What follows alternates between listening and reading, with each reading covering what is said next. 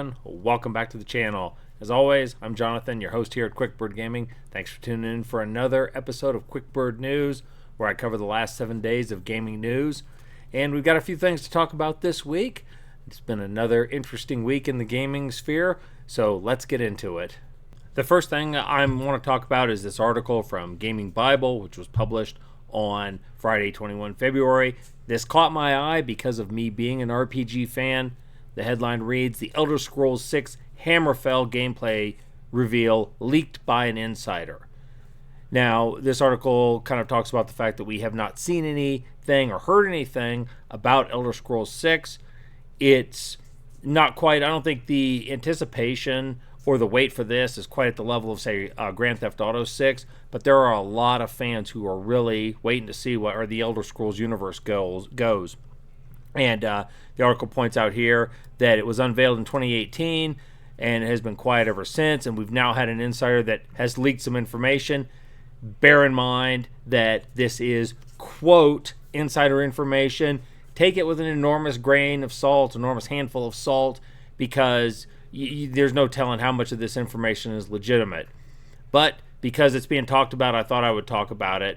Some of the details that are being leaked out is that this game is supposed to be set in Hammerfell, and that naval battles and shipbuilding along the lines of the kind of the shipbuilding from Starfield are going to feature in a very large way in this game, and that also they are talking about underwater exploration, with a lot of islands, so a lot of sailing and a lot of land and water exploration and sailing.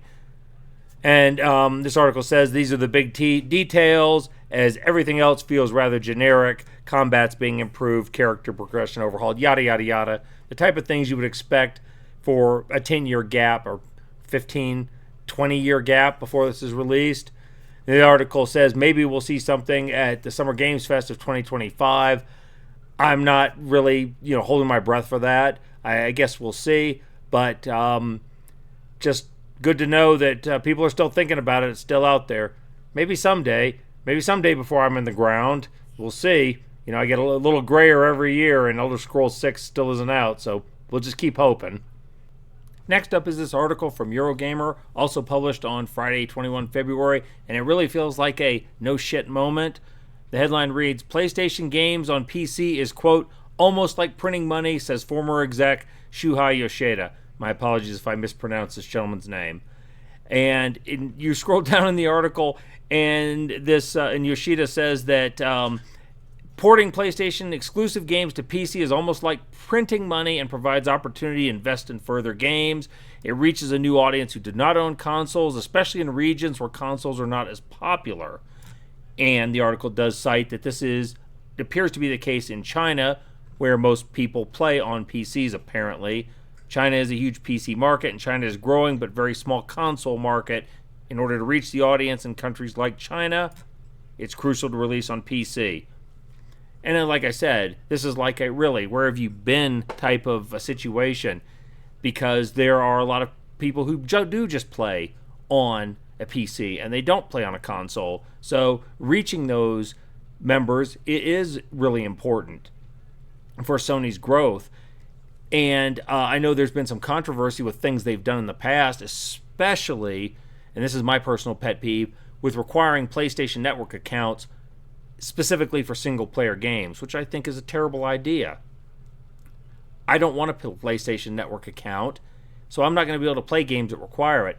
For one, we just had an outage recently where it was down for 24 hours, which you couldn't play a single-player game because you couldn't log into the account. They've had data breaches before, a lot of them. They've had bad ones. They were down back in 2011, I think, for 27 or 23 days.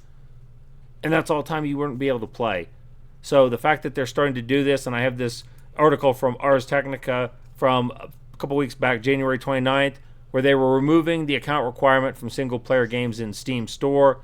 Those games being Marvel's Spider-Man 2, God of War Ragnarok, Last of Us Part 2 Remastered, and Horizon Zero Dawn Remastered. So I think maybe, before I get too far, I think Sony is starting to get it.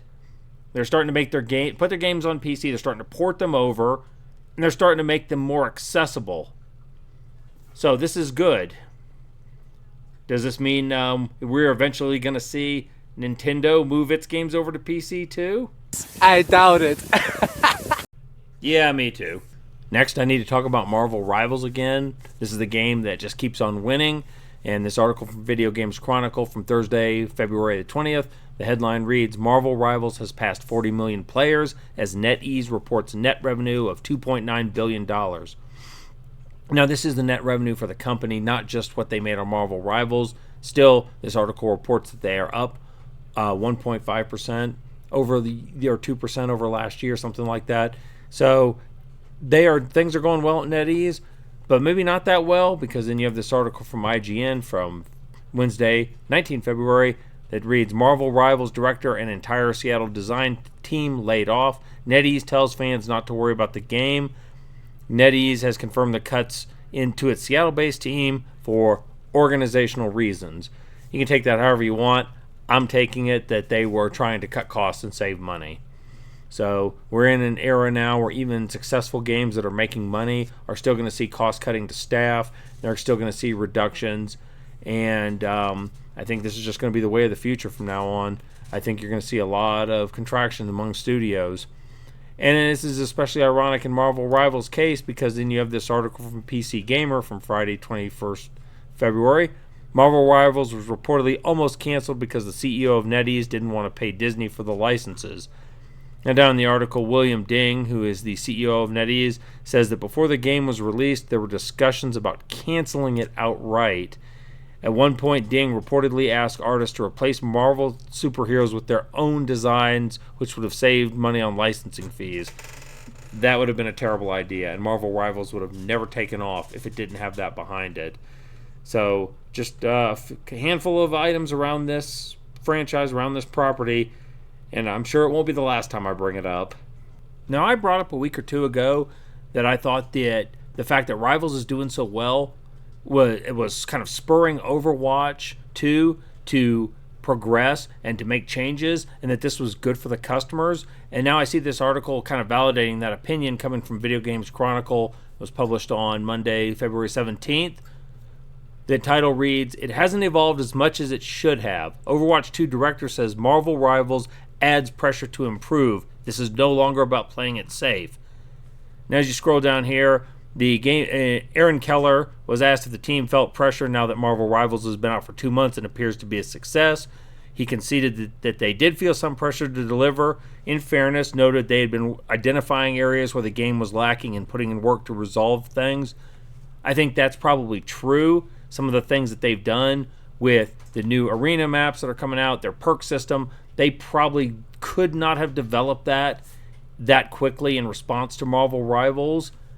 However, like I kind of almost quoting me verbatim, Keller said that he welcomed competition within the genre because it forces the team to actually take risks instead of resting on its laurels and delivering something more conventional.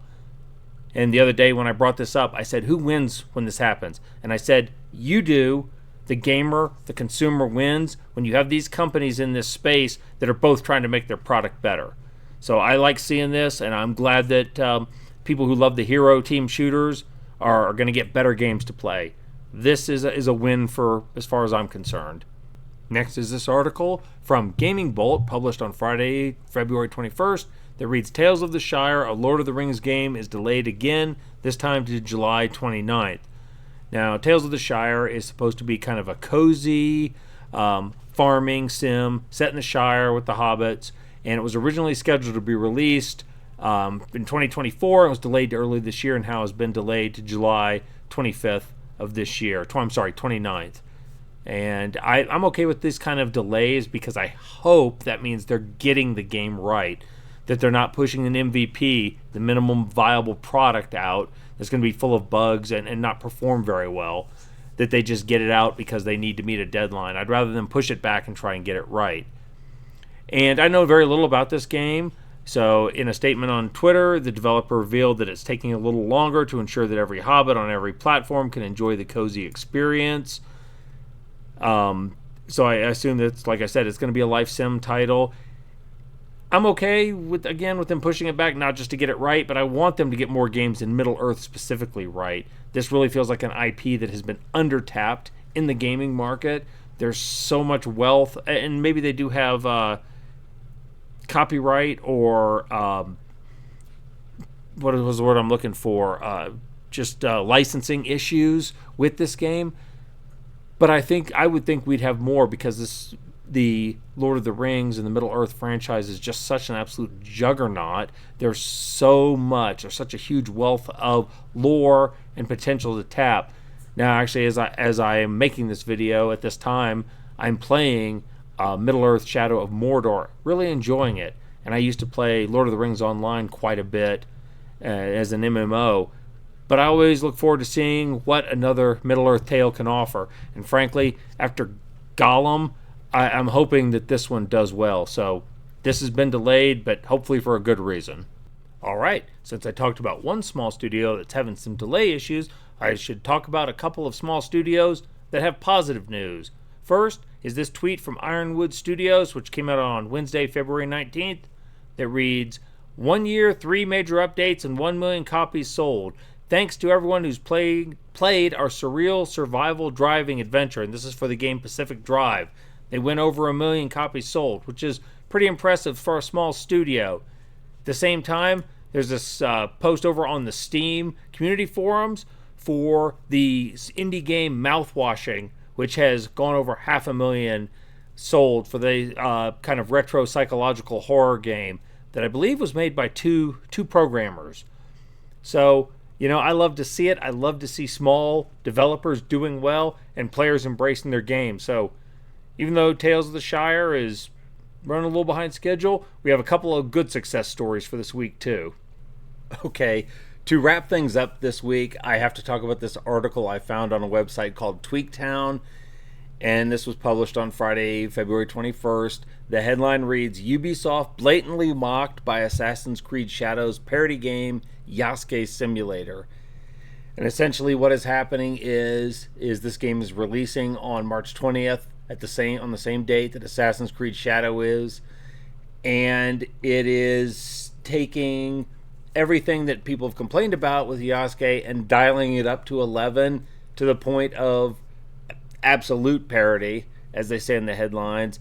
And this was the trolling goes further, since the developer publisher is listed as historically accurate developers, clearly a dig at Ubisoft, who's always claimed to have this historically accurate development in their game. They always say all their attention to detail, and obviously Shadows has been rife with a lot of problems to details that are not historically accurate. A lot of things have been documented and stirred up controversy. But anyway, this Yasuke Simulator is out here. I'm just going to play this and we can just let it roll. So here we go. I am Oda Nobunaga. I am Daimyo. You shall be my samurai, Yasuke. You will help me unify Japan. Go now to the streets. Fight your way up to Takatenjin Castle, controlled by the Takeda clan. Foreigner!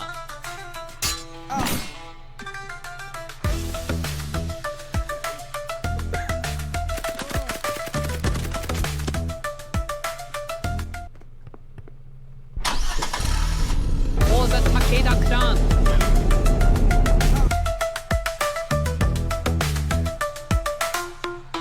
Oh my gosh.